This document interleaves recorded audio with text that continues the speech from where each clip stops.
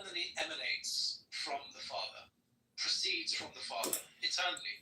There's no moment where there was just the Father, and then at T2 there was the Father and the Son.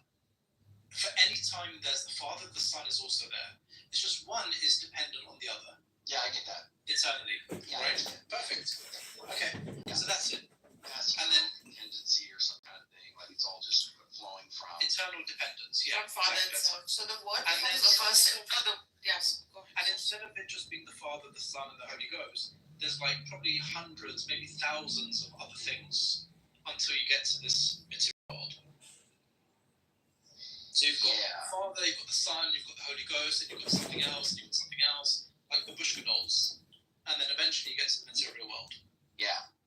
So I think my issue, I don't know. So I hear what you're saying, and I appreciate it. I feel similar to Bob in the sense that there's nothing, there's no baubles or trinkets or anything dazzling about this in the sense, and that's not a slight against you or anything, but it's just to say that this seems like it's very modest, it's being claimed, and it doesn't, I feel like it's extremely incomplete to account for many different experiences that we have, and I have no idea, like, I don't know, I would feel unsettled going to a position like this as to be the best that can involve the data that we encounter.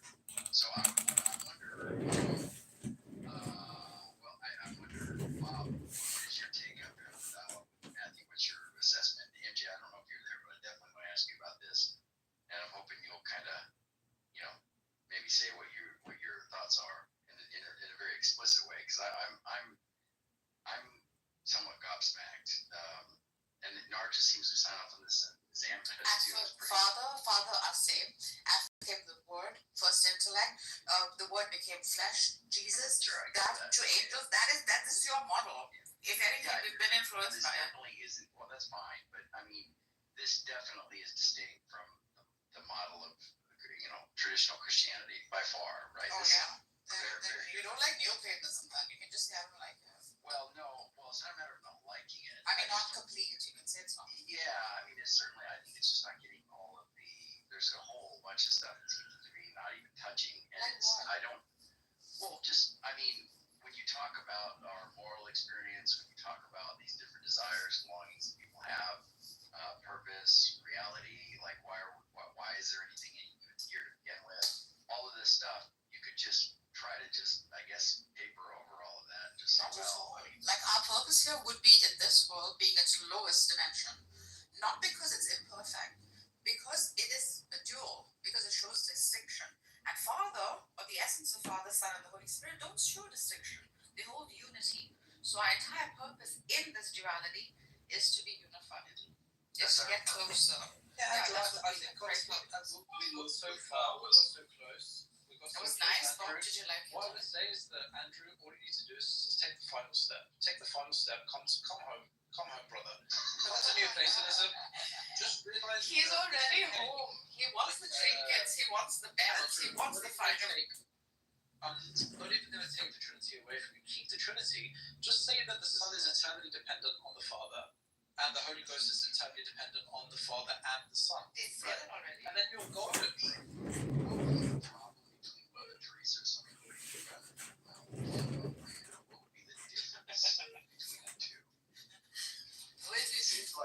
It seems like the difference between the two is zilch, and I think anything that has that as a conclusion or something within it, I think that any worldview that gives you that answer, I think is problematic. And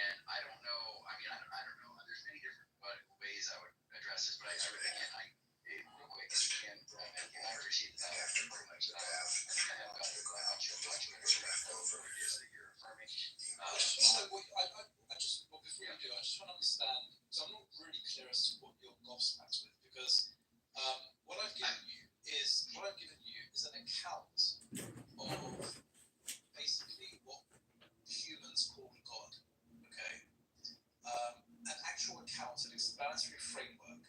It's not a full account because for that you need to read the full arguments for necessary existence and divine simplicity and gradation. But we're not going to do that on Clubhouse, right? But there is an account where we don't need scripture, okay? We don't need to read people's opinions. It's basically following some kind of logic, just like you would with 2 + 2 = 4, right? So it's something that is grounded in thought and reflection and pondering and intellect, not in a particular scripture and a particular language that landed at a particular time in history, much of which we can't even understand the head or tails of.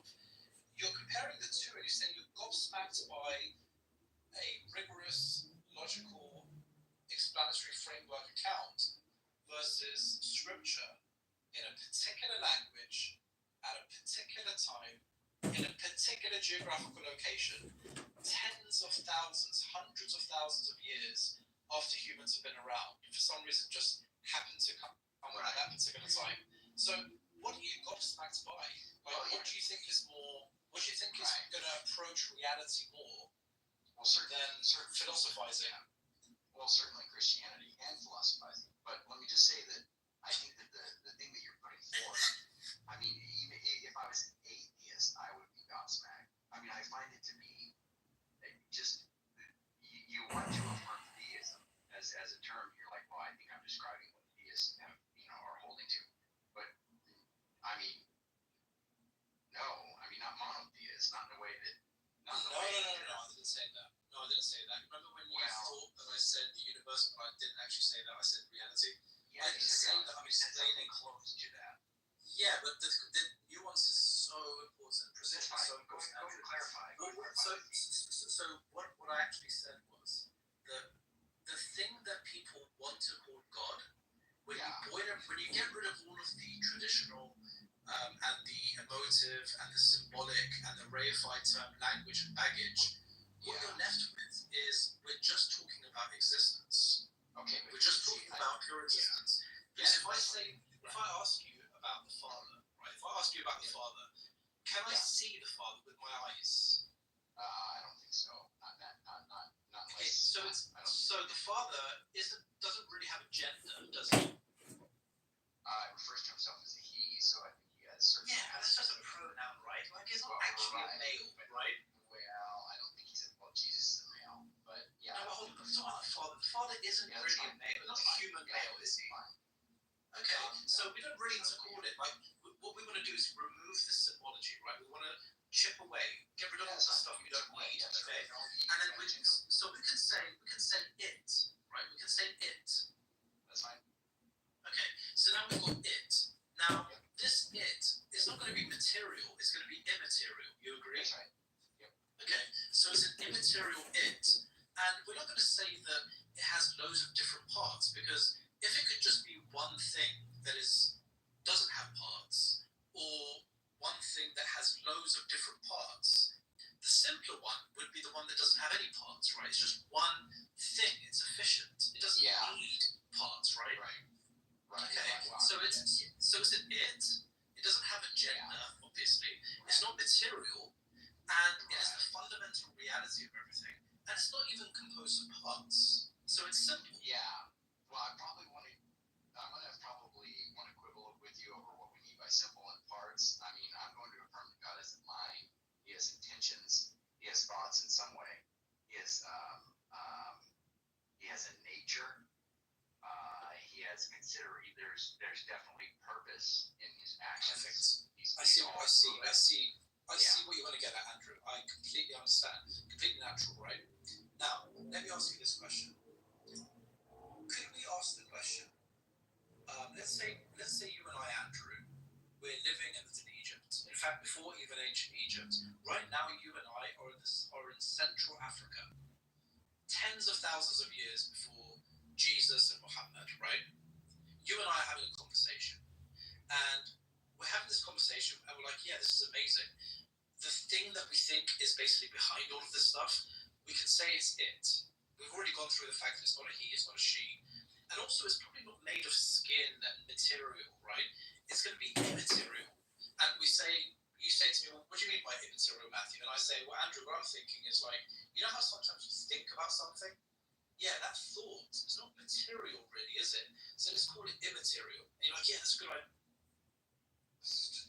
So that I could then cast the demon out. Would you say that that would be disqualifying behavior or a speed bump? It is disqualifying behavior at that stage of your life. It's not permanent. He's saying that they're triggered. He triggers people that are assholes because they're liars, and he makes them mad, and they get triggered. And El Normo makes like crash out. I respect El Normo because he definitely has a ton of knowledge. He's an abundance. He's a very smart person.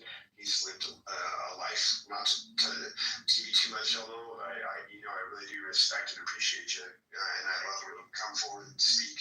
You moderate very well on the app, and you definitely speak from experience and knowledge, and I have a lot of respect for that. Thank you, bro. 100%, man. Dang. What, I guess all the women got tired and bored. They didn't want to hear all the niceness we had to say to you. But anyway, people have to leave for their own reasons. I'm friends with Rena in real life. Oh, that's cool. Yeah, Rena's a sweetheart.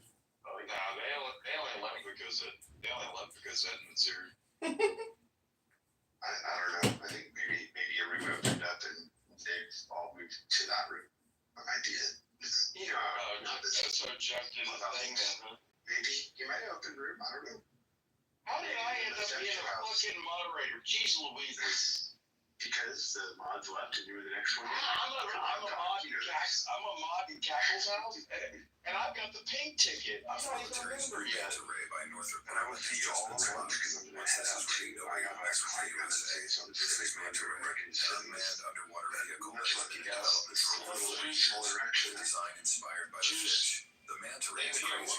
It can operate on its own for a long time, cover long distances across the world, and carry giant payloads. It's You made found to the run other room energy that from they the all ocean, went to. and it can even sit at the bottom What of does he the do? ocean to save power. With this technology, He's a music producer. He does a lot of like video editing, and like he's very heavily in the music industry. That's the most I could probably say. But yeah, he's a if he really is who he says he is, he's a world-renowned fucking DJ. I've met the real DJ 3 times, but he always had his mask on, and you don't know who the DJ is, but he says he's that DJ, and he's self-proclaimed it many a time on this album. He says he's which DJ? DJ Sickick. Electronic dance music? Yes, like mashups and stuff. Yeah, SICK. I have a favorite one of those named Solomon, who I read an article about. I like him a lot. What was that? Saint Peter or Saint Paul? Which one was King Saul? Oh no, Saul. That's the name of the DJ. No. Oh, I don't know.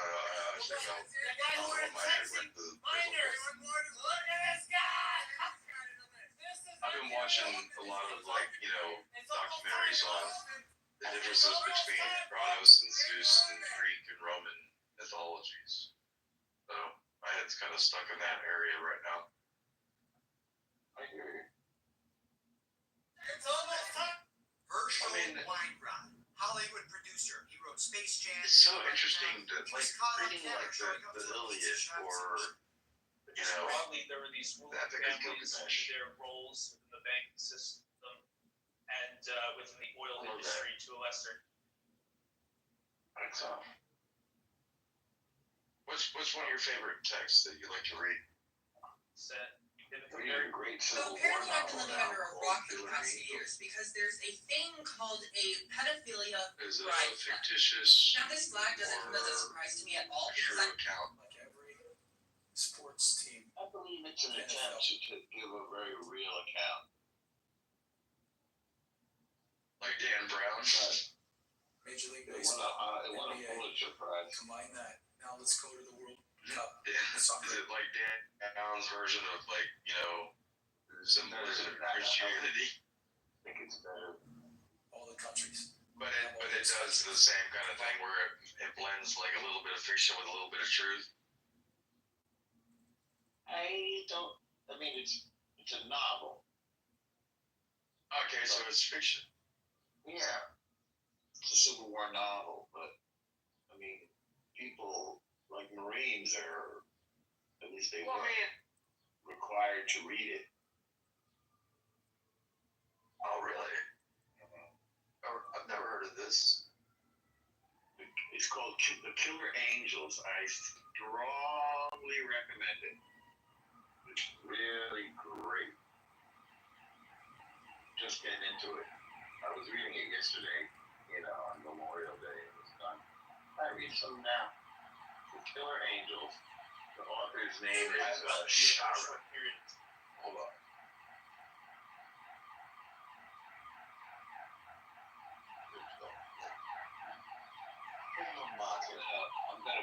I'm looking for the marker to my whiteboard right now. The Killer Angels by Shara. That's what. Like that little dude, I still haven't found it. Oh, I found my seeds. Oh, cool. I need to go. Work. Deerhorn.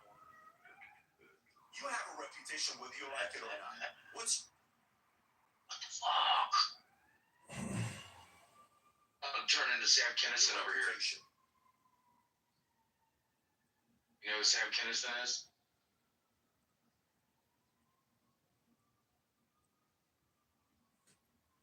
Yeah. Oh, did he leave? I'm looking. Shit, John. You know what he just said? Mm-mm. Fuck. I was gonna tell you to fucking text it to me. Never mind. Oh, Fuck me. the band or whatever? Man, that book. The book sounded interesting. But what's good in the hood? Nothing. I'm gonna go to the gym at like 10 o'clock, and then I gotta paint this coach house. So I'll just be live streaming myself painting all day long, and then I've got to draft an appeal letter to the United States Treasury Department for my sexual harassment claim. They're sexually harassing you? I was called a whore by a 300-pound black woman who was my manager.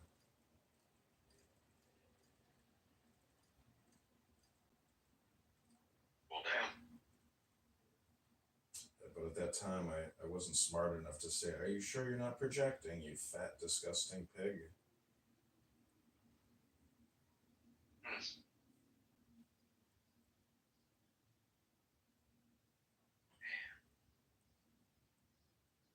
It is such a fucking beautiful day. Green grass is growing. Skies are blue. The clouds are aloft. The birds are chirping. And I got my bug zapper that I got from the flea market like a month or two ago. And I put it up a couple, 2-3 weeks ago.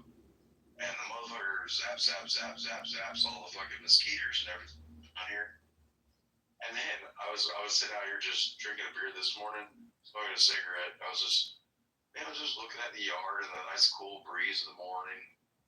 And these birds are all flying over there where the zapper is, and all the bugs that hit the ground, they're over there just like, buffet. Yeah, I was like laughing my ass off, thinking that, circle of life kind of shit.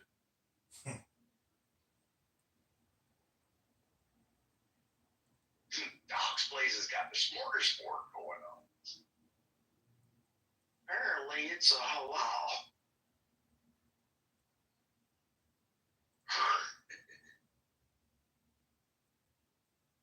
Yeah, man. I get amusement from such simple things.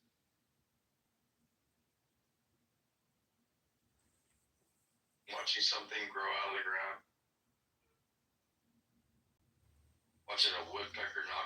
tree.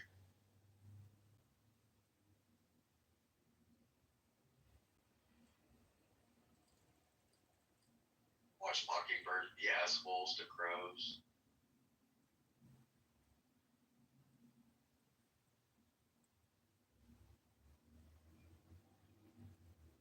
Somebody got a chainsaw way off.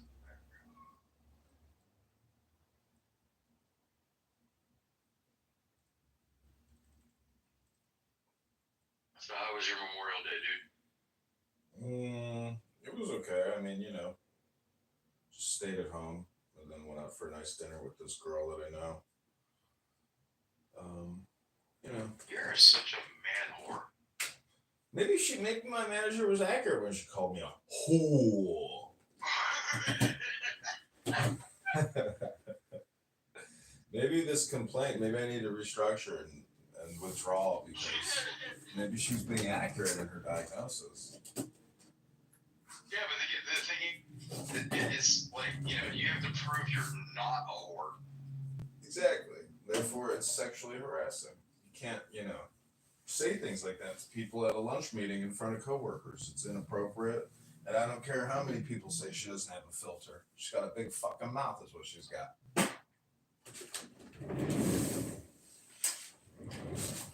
Oh.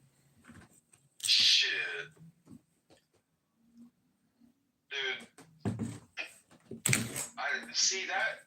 I like the way I grew up with, me being thrown into the family business of all the real estate closing shit. Mm-hmm. And I had to do my chops, learning how to do all the county tax rolls, and then search OR books and pages under people's names, and then go to every official record book and page of everything that's ever been associated with that person's name through the registry. And this is before AI and all this bullshit. AI can do that nowadays. Everything's been digitized since fucking 2000. Mm-hmm. We started scanning everything in right around 2000. I'm talking about everything. So AI will be able to look at it and understand what it is. But with AI, what if AI is able to go in and change all the digital footprint of the official record books? Mm-hmm. That's a scary part because AI will deed shit to people, and it'll be theirs, and people will be like, "No, this is mine." I'm like, "No." I'll be right back. Man.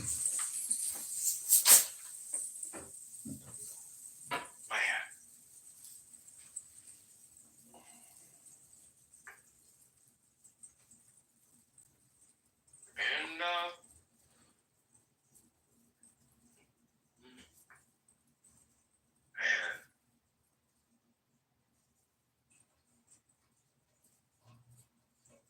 Do I want to get that truck down?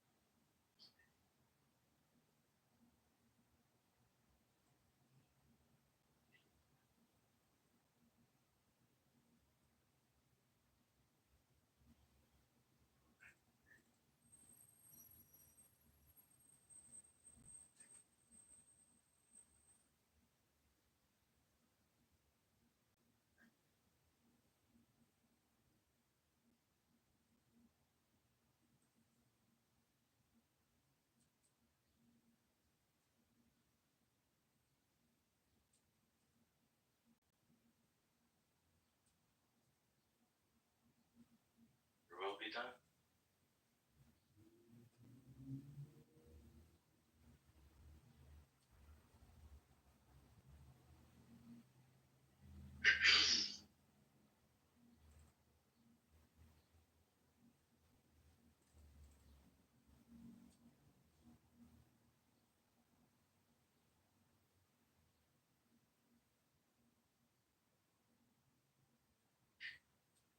Hey, ain't that fun?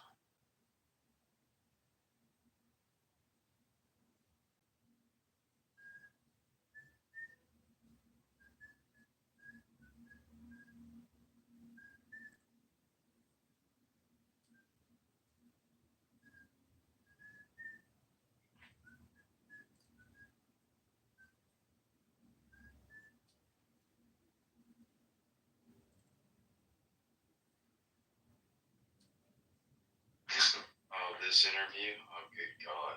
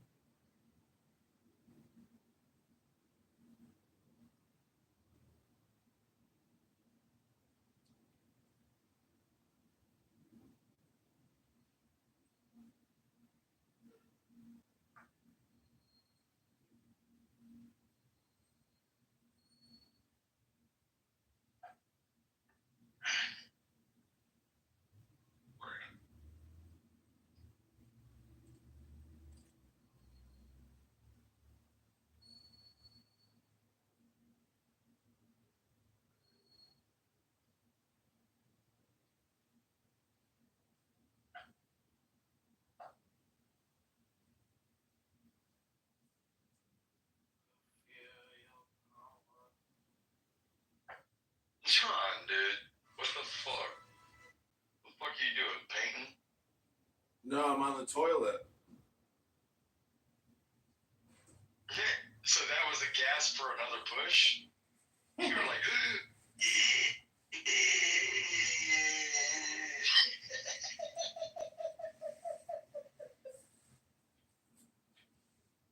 dude, this reminds me of being in like in the army. You had like the 12 like stalls side by side, and everybody in there grunting like a motherfucker. We'd be talking to each other, and people start singing, and we all sing while we're all taking a shit. It's like it was crazy.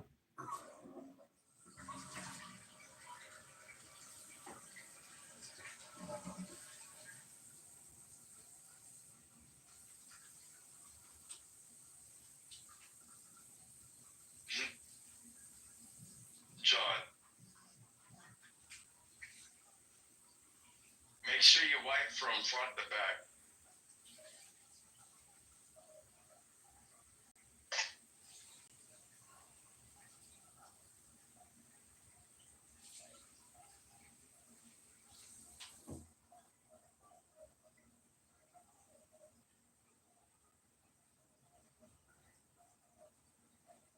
Do you still have that balls out video up on your fucking shit? What? I said, do you still have that one balls out yoga video where you're playing like your, space drum, doing your yoga in the sun and on the window in your apartment? Yeah, I got like 100 videos like that. Dude, you were infamous for that fucking video.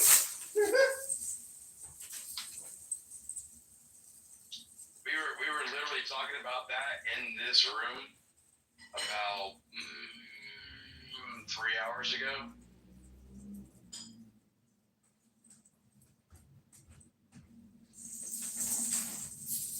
Oh man.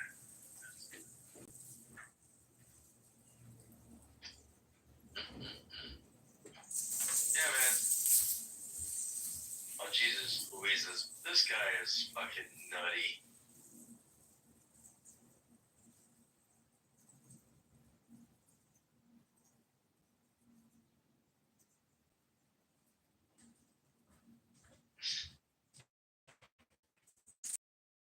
The original Sandberg? Yeah, you seen that motherfucker on this app or on the media? Who? The news anchor guy that wrote the book, The Original Sin. Mm-mm. And did you see how like Jon Stewart roasted the fuck out of him? Mm-mm. Look up Jon Stewart roasts Original Sin.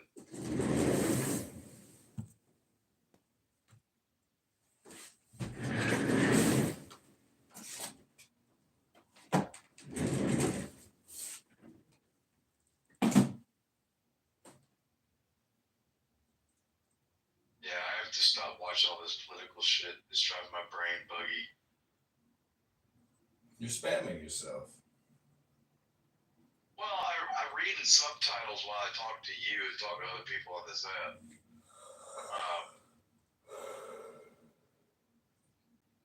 Apparently somebody called me polymath today. I don't even know what the fuck that means.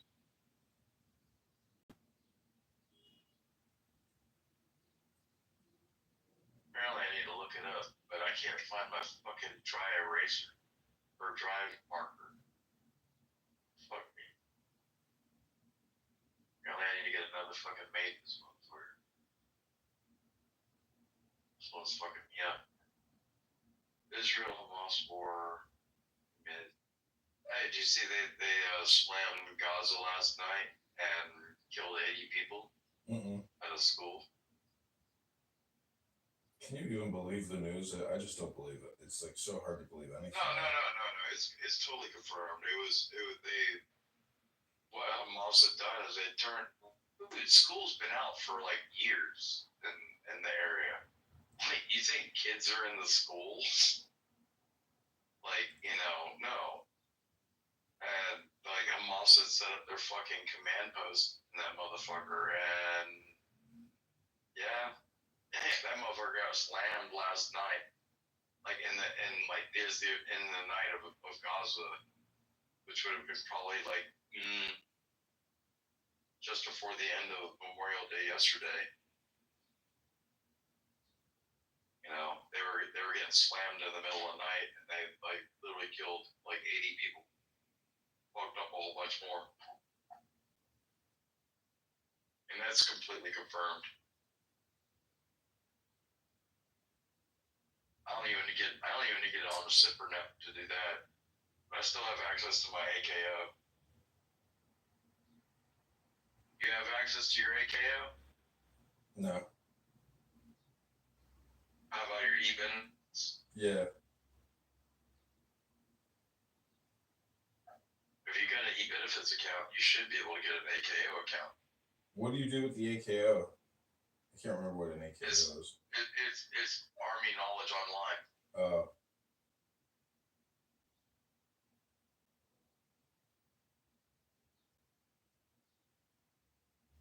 But you'll get like news feeds that are the real news feeds off of like SIPRnet that have been declassified, so you have an understanding of what as a soldier what you're potentially being exposed to currently. When you start seeing a region start popping, you'll start seeing a lot of feeds come across about that region that's popping, and you might want to figure out like how to train your soldiers for that region. In case you might have to deploy. It's the way to be a good swordman. I'm looking at a video of Benjamin Netanyahu in a Palestinian terror tunnel. Oh no, he's in Jerusalem. Never mind. It looks like a terrorist tunnel, but it's actually like an excavation tunnel. What is it underneath, the Temple Mount? Yeah. How many people watched that video and thought he made a fucking, incursion into Gaza? No way. Too dangerous. Dude.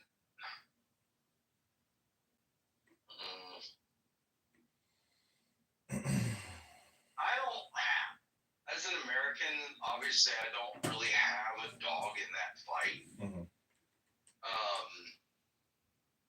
But if you ask me about as a leader, do I think BB is good or bad? I would say I don't think he's either. I think he's just trying to do the best thing he can do. I don't really fault the guy. It's just one more guy. I mean, you know, it's just one more leader. It's just one individual. I mean, the buck doesn't. Israel is probably more of a coherent network of individuals.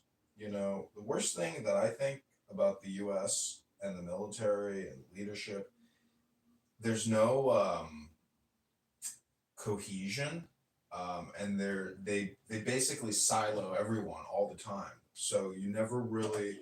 It's like if it's not like World War II where you think you're going to war with your best friend. You know, it's like they don't care who your best friend is. There's no they don't they break connections essentially. They don't create connections. They silo everything. So that was my experience. I was why aren't I with this person? Why aren't I with it's like they it's just it's a monolith. So you just put the data into the system, and there's no actual like camaraderie or cohesion in many ways. It's they break it. They basically break Is that it a all. personal perspective, or is that Personal. like, My experience, yeah. Yeah. I mean, I get it. I mean, some people don't acclimate, and then that's why they have like a failure to acclimate to your standards, like clause. I don't know. Also, I mean, the UCMJ is very clear about this. what does the UCMJ say? A failure to acclimate to military standards. Yeah, it's a clause for ejecting you out of the military. Oh, I see.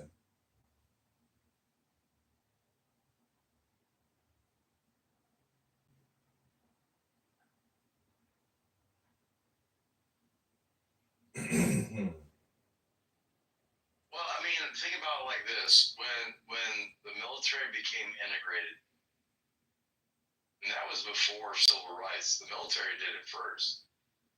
If you were a white soldier trying to, oh Jesus Lord, yeah, I hear you. I only got one. Damn it. It's all right. One. This is my water delivery.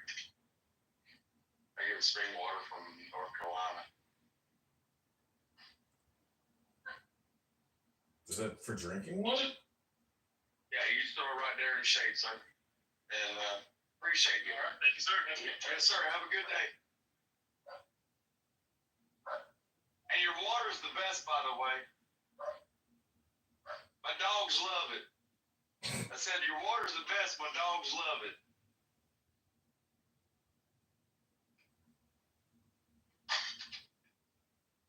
Yeah. No, I get 5-gallon jugs delivered. I'm too lazy to go to the store and pick them up. Well, because I rent, one of those office water machines. I rent the water machine for like $6.80 a month, and then because I have that, they'll deliver water to my house, and I'm only paying like $10 for spring water from North Carolina. It ain't distilled water. It ain't no, spring water from like Florida. I mean, like Zephyr Hills, Piscine bullshit. Actually, really, really fucking good water.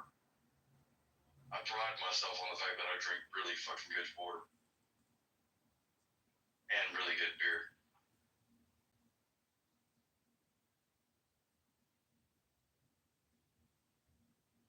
Dude, I drink more than a gallon of water a day.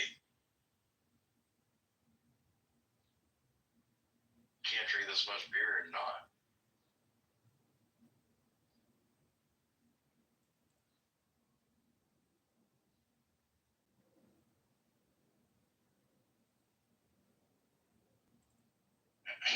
What's up, Ben? I think the room's open for anybody to come up.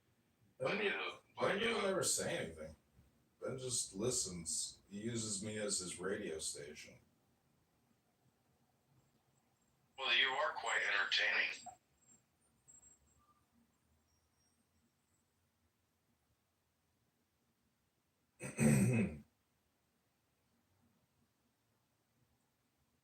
But yeah, man, my dogs drink good water. I drink good water. You just watch my channel. My channel. This is my channel. Thank you. Thank you, brother.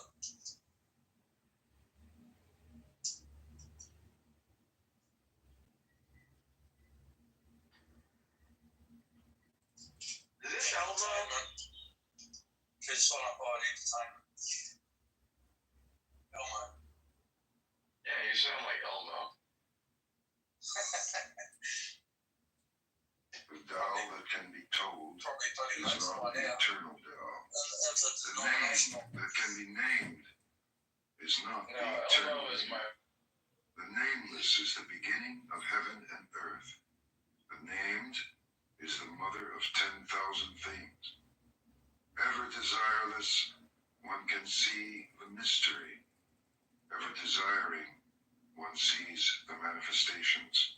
These two spring from the same source, but differ in name. This appears as darkness.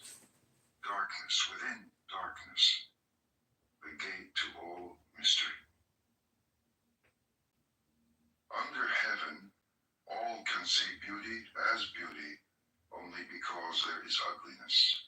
All can know good as good only because there is evil. Therefore, having and not having arise together. Difficult and easy complement each other. My social calendar forced me to rely on takeout. Factor helped me take control over what I'm eating and spending on takeout. The way the world is going, today's sponsor, Hula, to support them, brought to you by Sked. Strip 20% off your food. So he's free to quote. Appreciate it. Oh, I appreciate you having me. And they told me, not that they ever tell me much, and I like it that way, but that you don't drink, so. No, but I'll have a shot or two with you. I can't tell you how often this happens. I said it last week, I think. Like, somebody was here, and it's like, the handlers are always like, well, he's recovering, and he doesn't want to be around smoke, and he doesn't drink until and then they're like, hey, bro, why aren't you passing with your winter? Can I have a drink? Or, Yeah, I'm not like, I just don't really drink because it doesn't, it's smart. It's the worst thing for you. I'm kind of health terrified.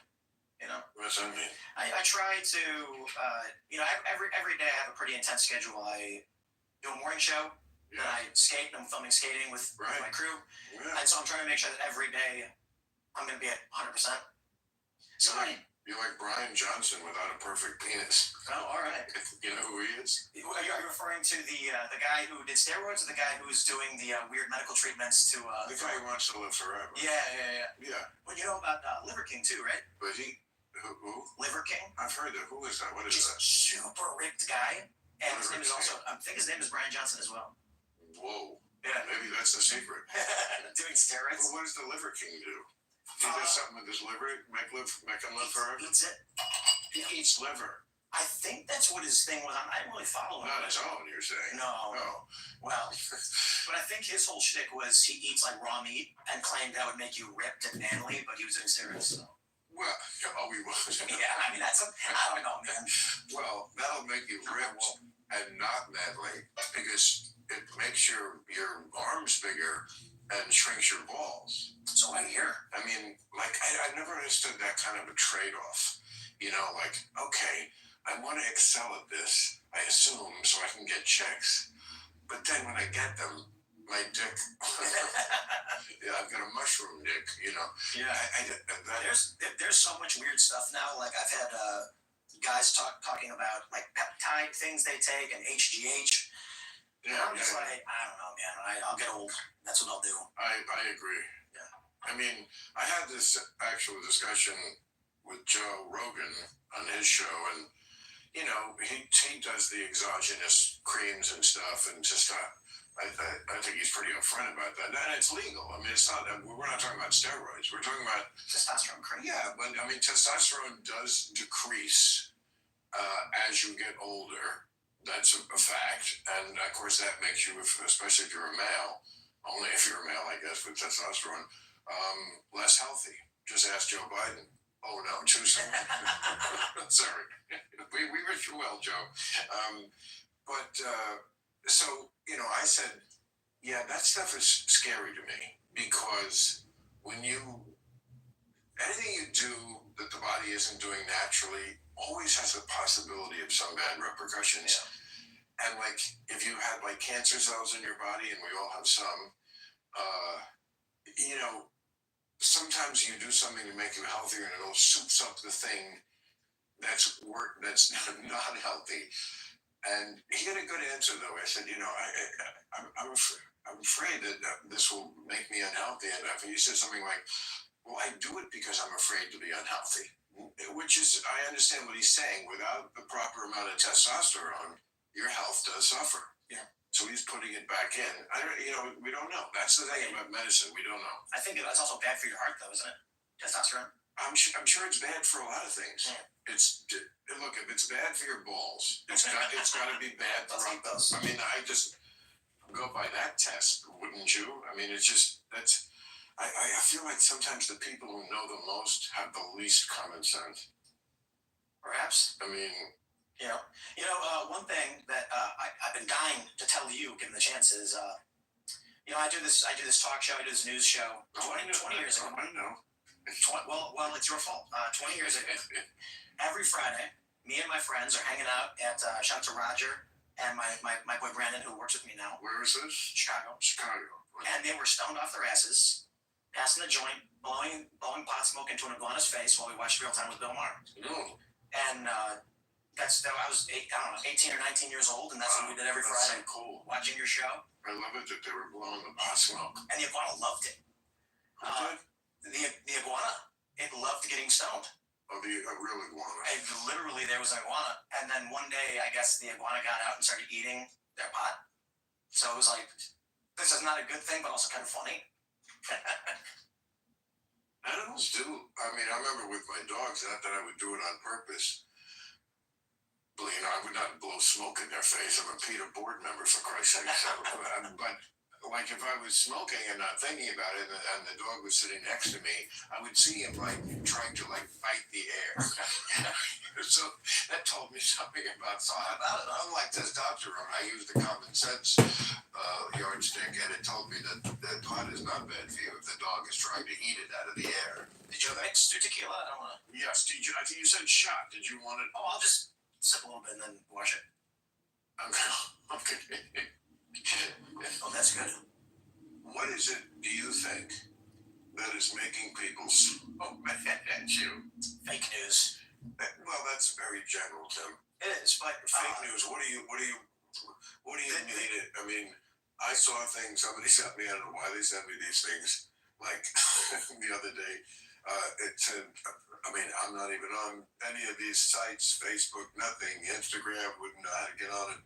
It was Bill Maher's old girlfriends, and it was like a cavalcade. Some of which were my old girlfriends, and some of which were just completely pulled right out of their ass. So, like fake news. My point I'm making is it covers a lot of territory. For sure. It's there's a hyperpolarization happening among the younger generation that's substantially more pronounced than the older generation, and the younger generation is substantially more considering violence than the older generation did. So when you look at the polls, it's really interesting how the polarization expands. I can see that. Yeah. So I would say like the bulk of our viewers are probably in their 30s. So we have 18-year-olds too, but they're a smaller percentage. But basically 25 to 54 who watches us. Right. Got a lot of people in their 30s. And what ends up happening is, and this is true for people on the left or right, doesn't matter who you are, someone's going to take something you said, it's going to be pulled out of context. Of course. And then it makes people go nuts. So ED has affected my confidence. I found him. The album is easy. I know that I'm going to be ready. you know, there's so many of these things that are absolutely wild for me. So I don't have the worst of it. There's other people in media that have it substantially worse than I do. Their Wikipedia pages are just rife with weird, fake nonsense that's made up.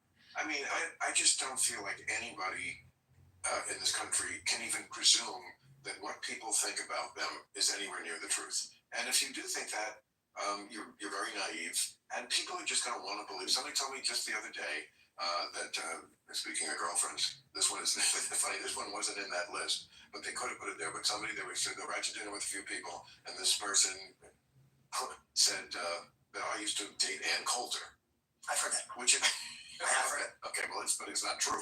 And both of us would say that. No, am I friends with her? Yes. And anyone who doesn't like that can go fuck themselves.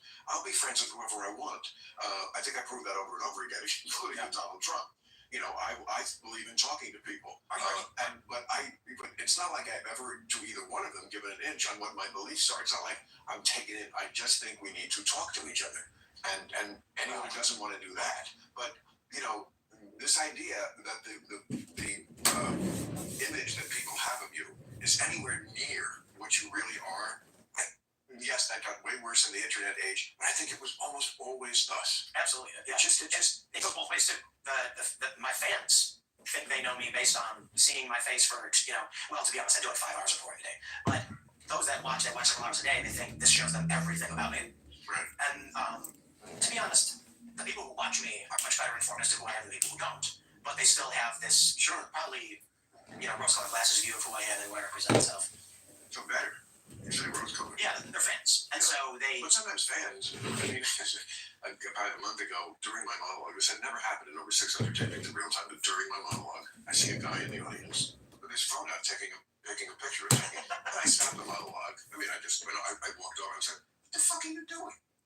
There's no taking pictures here. And then, you know, the audience laughed, and I said, it's so disappointing when even your own fans are assholes. You know, because like it takes a lot to get tickets to real time. People write in and I mean, I was a fan, and it's just, but like people can be assholes even you. Like, you can't ever be so purist as to think, well, you know, the people are the good people. I mean, that's one of our big problems, I think, politically. Is like this idea that we're the good people. We know what's good, and anyone who doesn't agree with that, well, they're an existential threat to America, and that happens on both sides. I agree, but you know, it is a weird position for me to be in. I was talking to some friends before the show, and I was saying, like, I think that if you and I discussed policy solutions for the country, I'd probably be the left of you.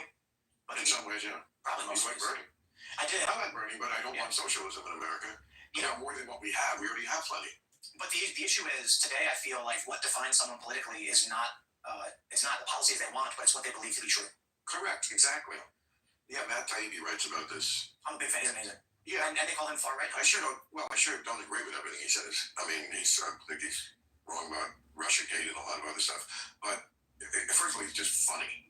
He can say things that make me LOL. I cannot say that about many writers. Just the choice, like description of something in 1 or 2 words is just very often just priceless. But what were we talking about? Why did I bring up Matt Taibbi? What did he say? What makes someone liberal conservative? Oh yes, he writes so well about this and about how the modus operandi of news organizations used to be informing the public, and then it became audience stroking. How can we interpret this thing that just happened in such a way that our audience will give us likes? Yep. I like that. I like you said it that way. I like your point of view because that's what I already think, and I hate them, and so I like. He's right. He's right. Yeah. No, it's just.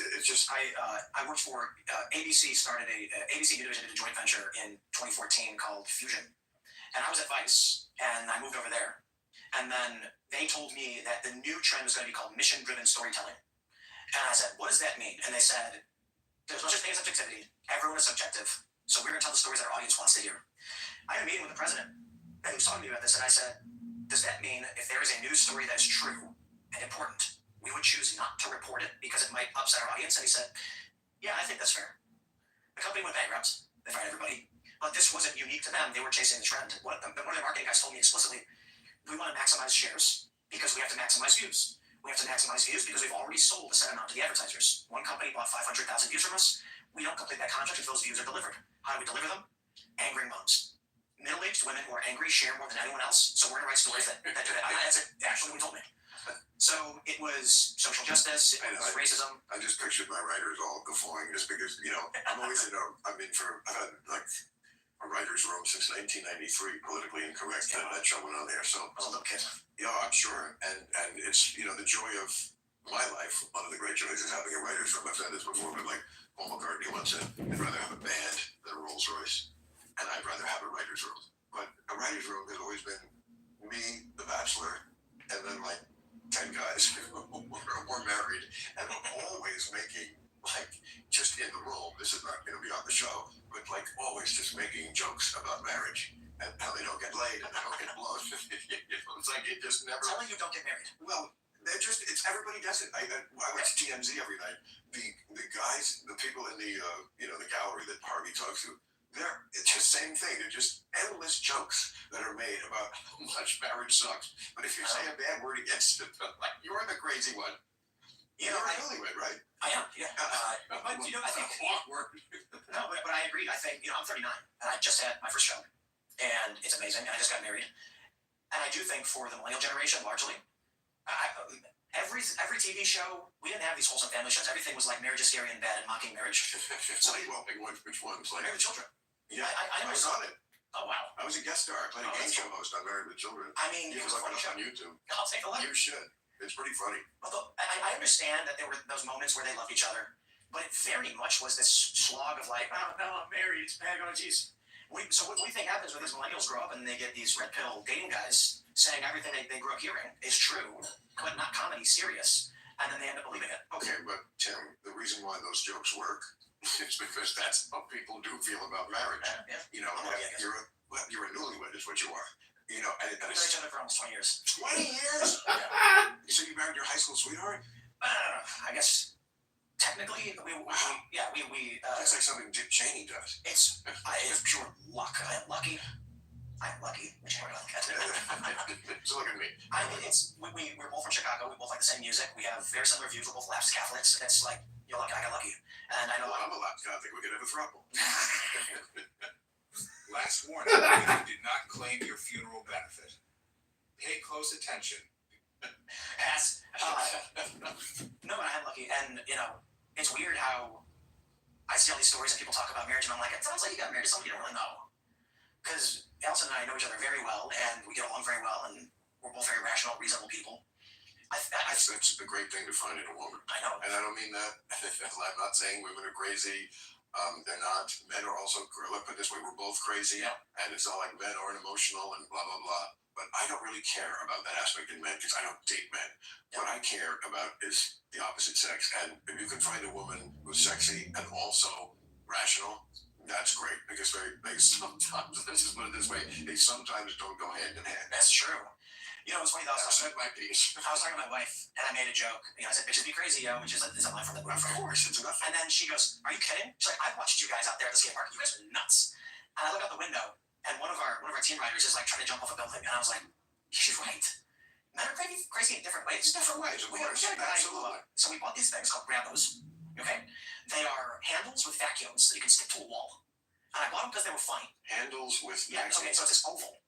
And it's got a handle on it. You take it, you press a button, put it on the wall. It's like what Tom Cruise uses to climb down a 130-story building, doing his own stunt in Mission Impossible. And they say Scientology doesn't make it crazy. Well, so one of our skateboarder team riders, Mike Noggle, decided he was going to jump up on his board against the wall, grab them, and then flip himself upside down. And then he fell on his head, and he had to go to the hospital. And so I said, my wife is right. Men are crazy in different ways. Yeah. Again, no doubt about that. It just doesn't matter to me. Because I don't have relationships with men that involve, once in a while, there have been guys I like, and like I mentioned, everybody specifically, but they will get a little girl-like, and I will have to say to them, bro, I don't have this kind of shit with women. You think I'm going to have it with you? Like, I'll call you back when I'll call you back, okay? No nagging. If I want to be nagged, I'd have gotten married.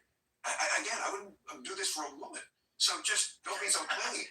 The way the world is going, everybody could use therapy, but mental health professional, a rule of matches you heard about them. Take off your shoes. You have an invisible notebook. Get your hands free. Find them in shoe stores. I said, how's your wife like West Virginia? I think she likes it. You know, I think like Green Acres, she wishes, ew. she wants to be in Montana. Wow. Yeah. Where And in Montana? anywhere. She actually probably Wyoming, and I don't know. She loves skiing, and I would love to go there as well. In fact, we looked there before coming to Western Maryland, but it's impractical to try and do an in-person news show from Wyoming or Montana. So Why is it any more impractical than West Virginia? because we're an hour from DC. So like you land at Dulles and you're an hour and a half, and you're in the studio ready to go. You know, I lived in Maine too. You know, because we were like far away, middle of nowhere, Right. safer, more secure, and we need the internet. So East Coast is best. Half the country lives on the East Coast. Right. So if we could, we would have done Wyoming, and then been skiing and farming and whatnot. Well, this goes to what I always say about politics, I think, which is that it's an outgrowth of personality. Obviously, your personality is you want to be remote. You're not a city guy, even though you're from Chicago. That's not your personality. You're a guy. West Virginia was not remote enough for you. You wanted someplace with an even bigger sky. Montana, Wyoming. I think eventually, for us, it's I'm a suburban guy. Like, I grew up in the suburbs. I never liked living in New York City. I know it's a great city, and I enjoy going there a few times a year in the spring and the fall when the weather's nice, and I know a lot of people, and of course it's the greatest, but I never enjoyed being there. I like the suburbs. That's what's just my personality. I agree. Maybe that's why I'm sort of like somebody who both sides can talk to, because I'm not exactly a city dweller, but I'm also don't want to live in the middle of bumfuck. You know what's fascinating is my neighborhood from Chicago, Turner Red. And so my audience, the biggest demographic is location-wise is Chicago, and it's a weird position to be in because to see Chicago's liberal. My neighborhood was by the Midway Airport, and it's a lot of firefighters and cops. Yeah. And it's largely like Polish immigrant and then like white working class and Hispanic, and it flipped for Trump in Chicago, and I think some parts of the Bronx too. Oh wow. I think my politics are like if you were. I'm like a Chicago liberal, but the way things have gone, especially with like the woke stuff, is where I end up in this position, and so is my neighborhood. I think it's interesting to see my neighborhood reflective of my politics and vice versa. I think the phrase I was using last year was aggressively non-common sense or uncommonsensical, and it's like I accent aggressively. I don't think the woke people who have the vast amount of energy really in the Democratic Party understand why the people vote against them. And it's like, because if you add up like how many people are really affected by some of the aggressively uncommon sense things, it's probably not that many. You had a great bit on that. Yeah. Why are you pandering to 400 people? Of course. Okay. But when you add up these things and, men competing in women's sports and like just too much indoctrination of children with sexual ideas that they're too young to understand.